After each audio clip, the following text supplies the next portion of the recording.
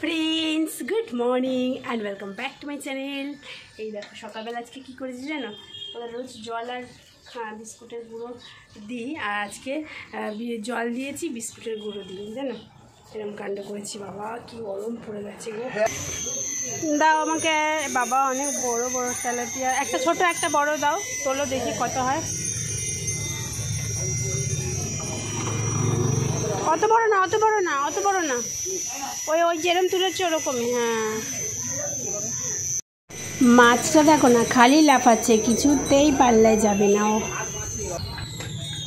মাছ নেওয়া হয়ে গেছে, এবারে এসেছি সবজির দোকানে। সবজি আজকে কিছুই নেব না, যতটুকু প্রয়োজন ততটুকুই নিচ্ছি। কত করে আলু? কত আলু? 1 কিলো।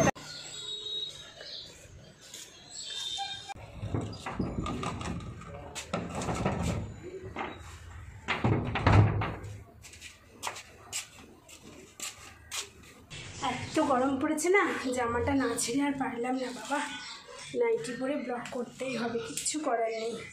এই গরমে নাইটি ছাড়া অন্য কিছু সম্ভব না পরে থাকা।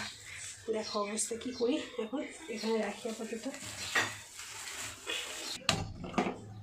এখন বাজে হচ্ছে 10টা 37। মাছ ফাছ ধুয়ে নুন হলুদ মাখিয়ে ডাল সেদ্ধটা বসিয়ে দিলাম। আজকে কি কি রান্না হবে সেটা তো তোমরা পরে দেখতেই পারবে, তবে আজকে বাজার থেকে বেশি কিছু আনেনি, শুধু মিনিমাম যতটুকু না আনলে নয়। আর আজকে না এখানে বৃহস্পতিবার আর সোমবার, মানে বাজার বসতেই চায় না, পুরো ফাঁকা হাহাকার করে। আরও একটা লোক বলছিল, বলে আজকের দিনে বৃহস্পতিবার আর সোমবার বাজারের অবস্থাটা দেখলে মনে হয় কি লকডাউন চলছে, মানে দু একটা এরকম করে বসে। তো যাই হোক, প্রচণ্ড গরম লাগছে, এখন একটু হাওয়ার তলায় বসবো, তারপরে যাব রান্নাঘরে। কিছু খাইনি, কি খাবো বলো তো, ছাতু খেয়ে নেবো ভাবছি। চলো চলো চলো, রান্নাঘরে যাওয়ার ঘন্টা পড়ে গেছে। চলো চলো চলো, রান্নাঘরে যাওয়ার ঘন্টা পড়ে গেছে। চোখ অন্ধকার করে নিয়ে আসছে কেন বলো তো, মাথাটা কেন চক্কর দিচ্ছে বলো তো। মাথাটা চক্কর দিচ্ছে তার কারণ হচ্ছে কালকে রাতে ওর ঘুমই হয়নি, 2:17 বাজে তখনও জেগেছিলাম। তারপরে ঘুমাচ্ছে না, ওর আগের চোটে উঠে বসেছিলাম কিছুক্ষণ, তারপরে একটু ঘুমিয়েছি। আবার সকালবেলা যে দিদিটা কাজ করতে আসে না, 7:30 সময় চলে আসে মনে হয়, আর এসে দরজা ধাক্কা দেয়। আমি আর দীপ যেই ঘরে ঘুমোই দরজা ধাক্কা দেয়, আর ওই যে ঘুমটা ভাঙে, বুকটা ধরাস করে উঠেছে, এমনিতে রাতে ঘুম হয়নি। আর দেখবে এটা তোমাদের হয় কিনা জানি না, আর রাতে যদি ঠিকমতো ঘুম না হয়, আমার এটা হয়। এই যে এখন এই যে একটুখানি একটা সিঁড়ি ওপরে উঠে আসলাম, বুক ধড়ফড় করছে, যেহেতু শরীরটা দুর্বল রয়েছে, সকাল থেকে কিছু খাইনি।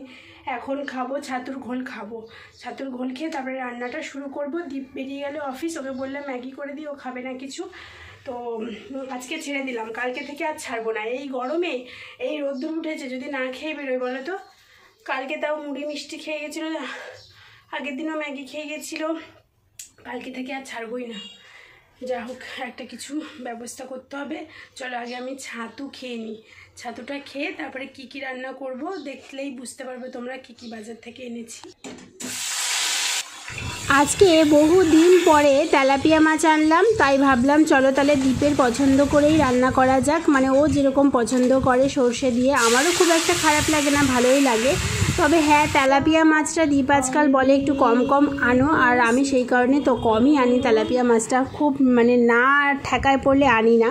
তো সেই কারণে আজকে অনেক দিন পরে আনলাম। আর আজকে তার সাথে করছি আলু পোস্ত আর বিউলির ডাল করেছি আর মাছের ঝোল। এই হচ্ছে আজকের রান্না, সিম্পল লাঞ্চ বলতে পারো, বাঙালির একদম প্রিয় কড়ার ডাল আলু পোস্ত, অনেকেরই প্রিয়, আমার খুব একটা প্রিয় না। আর তেলাপিয়া মাছটা আমার ভালো লাগে, কিন্তু সর্ষে দিয়ে তো এত গরমে না খাওয়াই ভালো, তবুও করতে হলো আর কি। বন্ধুগণ, রান্না হয়ে গেছে আমার। আজকে এলোমেলো বন্ধুরা, আমার মাথাটাও আজকে এলোমেলো হয়ে গেছে।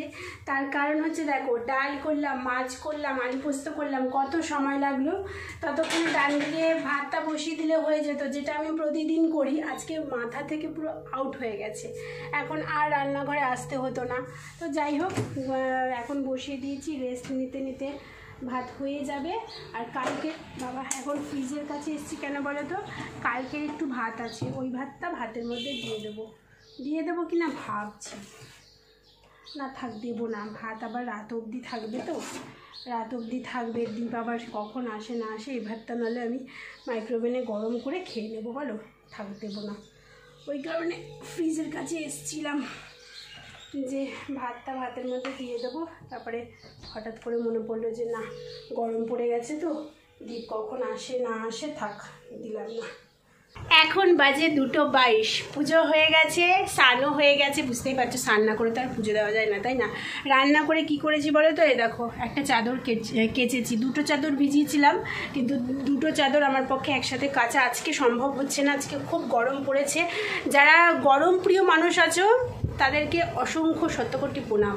আমার গরমকাল একদম ভালো লাগে না, কারণ গরমকালে কোনো কিছু করে শান্তি নেই।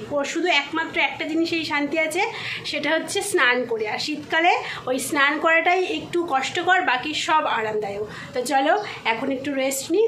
রেস্ট মানে হচ্ছে একটু বসি, সবে স্নান করে উঠলাম, পুজো দিলাম, একটু 2 মিনিট বসে তারপরে খাবার খাবো, বুঝলো? খিদে পেয়ে গেছে, কারণ সকালবেলা ছাতুর ঘোল খেয়েছি। 2টো 2:30 বাজতে যায় এখন। কী যেন করবো ভুলে গেলাম। গুড ইভিনিং বন্ধুরা। আজকে একদম দুপুরবেলা জম্পেস করে ঘুমিয়েছি। আর এই যে বড়মশাই এখন নিয়ে এসেছে আলু চপ আর পেঁয়াজি। এতগুলো পেঁয়াজি এনেছো কেন? দেখো কতগুলো পেঁয়াজি এনেছে, আলুর চপ এনেছে। যাই হোক, আজকে ঘরেই কিন্তু চেষ্টা করলে পেঁয়াজি বানাতে পারতাম, কারণ কালকে আলুর চপ বানিয়েছিলাম, সেটার একটুখানি ব্যাটার রয়েছে। তো যাই হোক, ফেলানি যাবে আর কি, একদম বাটির মধ্যে লেগে রয়েছে। তো যাই হোক, সন্ধ্যাবেলা ভালোই হলো। মনে হচ্ছিলো কিছু, যেদিনকারে ঘুমটা ভালো হয় না, সেদিনকারে ঘুম থেকে উঠে খিদে পায়।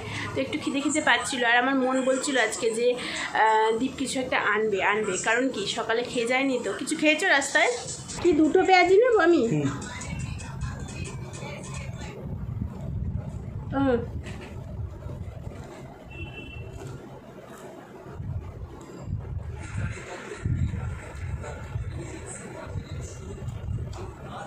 লঙ্কা আর চিনি ফোটাও দেয় না চপে, যদি একটু ঝাল না হয় ভালো লাগে।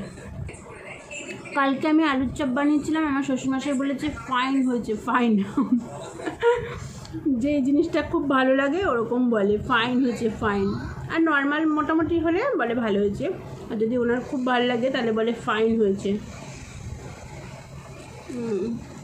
কালকে আলুর চপটা আমার খুব একটা ভালো লাগেনি, আমি এর থেকে আরও ভালো আলুর চপ বানাতে পারি, কিন্তু কালকে ঘরে অনেক কিছু ছিল না। এই যে দেখো দেখো, এসি চালাবে বলে কি আনন্দ, দেখো, দেখেছো? 3 দিন 4 দিন ধরে ঘ্যান ঘ্যান ঘ্যান মানে উদ্বোধন করছে না, ওর জন্য গান গাইছে, উদ্বোধনী সঙ্গীত। হ্যাঁ, ওটা মানে কালকে ভালো করে পরিষ্কার করতে হবে, চলবে না সালা এসি। দেখ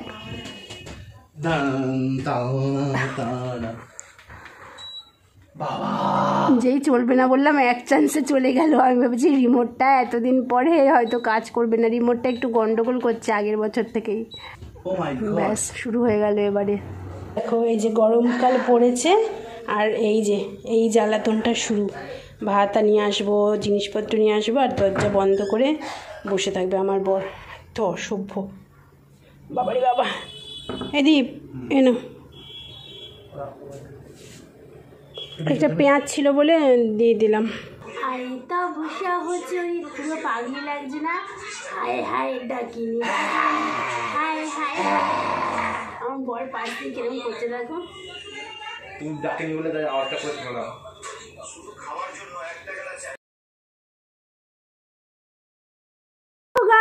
বন্ধুগণ, আমাদের আজকে খুব তাড়াতাড়ি সমস্ত কাজ হয়ে গেছে, মানে খাওয়া দাওয়া, রান্নাঘর গোছানো। আর আমি আজকে চপচপে করে তেল দিয়েছি, দেখো বেশ ভদ্র লাগছে না আমাকে দেখতে।